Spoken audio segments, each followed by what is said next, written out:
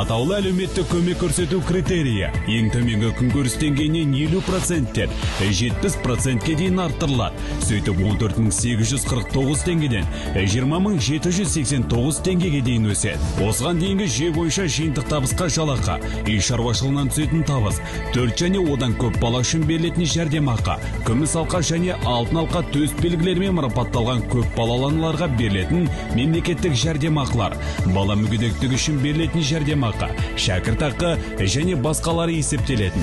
Енді жалақы мен үй шаруашылығынан түсетін табыстан басқа кіріс көздері отбасының жиынтық табысынан шығарылады. Егер бұған дейін отбасының әр мүшесіне 4834 теңге төленіп келсе, бұдан былай 18 жасқа толмаған әр бала мен 23 жасқа дейінгі студентке 20.789 теңгеден беріледі.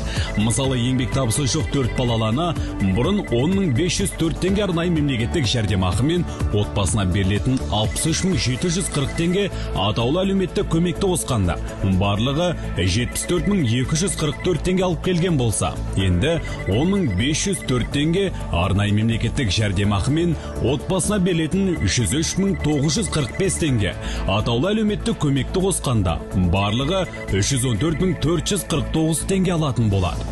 Бұған дейін атаулы әлеуметтік көмекті алу үшін отбасының әр мүшесінің жеке бас куәлігі, жеке үй шаруашылығы жөніндегі мәлімет, банк есепшоты, балалардың туу туралы куәлігі, неке қию туралы куәлік, жұмыс істеуші тұлға ретінде тіркелген арызы, егер бар болса қызмет туралы құжат, егер бар болса білімі, біліктілігі және кәсіби дайындығы туралы құжат қажет болса, енді 2019 жылғы 1 шілдеден бастап жеке басын куәландыратын құжат қана жеткілікті болады.